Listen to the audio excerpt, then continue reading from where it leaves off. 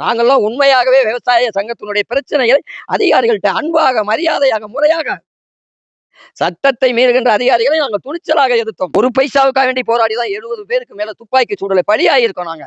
நாங்க ரத்தம் சிந்தனால தான் இன்னைக்கு எல்லா கட்சிக்காரனும் நாட்டை கொள்ளையடிச்சு சொத்தை வாங்கிட்டு இலவச மின்சாரத்தை ஓட்டிட்டு இருக்கானா.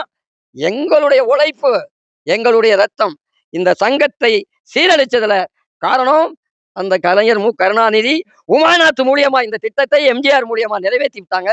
அதுக்கப்புறம் இந்த விவசாயிகள் குறை தீர்ப்பு நாள்ல ஒவ்வொரு கட்சிக்காரனுக்கும் பிரதிநிதித்துவம் கொடுத்தா தான் இந்த விவசாய சங்கத்தை அழிக்க முடியும்னு இந்த திட்டத்தை போட்டு கொடுத்தது கருணாநிதியோட திட்டத்தை தான் எம்ஜிஆர் நிறைவேற்றினாரு.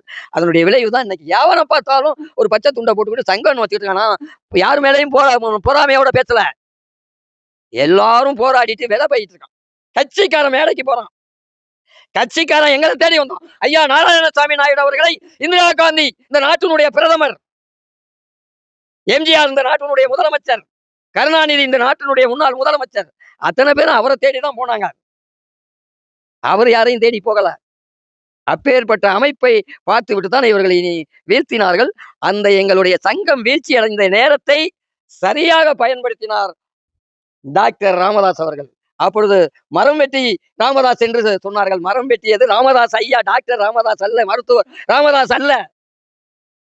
வறட்சியின் பிடியிலே, ஜப்தியின் பிடியிலே நாங்கள் சிக்கி தவிக்கும் பொழுது அந்த வன்னிய சமுதாயம் உள்ள பெரம்பலூர், அரியலூர், ஜெயங்கொண்டம் இந்த பகுதியிலே ஒட்டுமொத்தமாக ஐயா நாராயணசாமி நாயுடு பின்னால் அணிவகுத்து தான் மரங்களை வெட்டினார்கள். மரம் வெட்டியது வீழ்த்தியது மக்களை அந்த ஜப்தியிலிருந்து காப்பாற்ற, வறட்சியிலிருந்து காப்பாற்ற, ஜப்தி ஏலத்திலிருந்து காப்பாற்ற, உற்பத்தி பொருளுக்கு விலை கிடைக்காம நாங்க திண்டாடி கடங்காரனா தெருவில் நின்ன வைத்தறிச்சல தான் மரம் வெட்டினாங்க. மரம் வெட்டி மருத்துவர் அல்ல. அதனை தான் இவர் அந்த பக்குவப்படுத்தி அந்த பகுதியில் இருக்க அந்த வன்னிய சமுதாயத்தை அவர் சரியா கொண்டுட்டு போனாரு. அதுக்கப்புறம் எங்களுடைய மாநாடுகள்லயே, பேரணிகள்லயே ஜூலை 5 பேரணி தியாகிகத்தனம் அந்த துப்பாக்கி சூடுல இறந்தவர்கள் இன்னைக்கு வரைக்கும் நாங்க ஜூலை 5 பேரணி நடத்திட்டு இருக்கோம். அந்த பேரணியில, ஈரோடு பேரணியில ஐயா டாக்டர் ராமதாஸ் அவர்கள் துப்பாக்கி ஏந்திய காவலரோட எங்களுடைய விவசாய சங்க பேரணியில நான் கலந்து கொண்டார். சும்மா ஆணித்தரமா பேசிக்கிறோம். சும்மா பொழுதுபோக்குக்காக நீங்க பேச்சு கேட்குறீங்க, காட்டி நாங்க கொடுக்கல.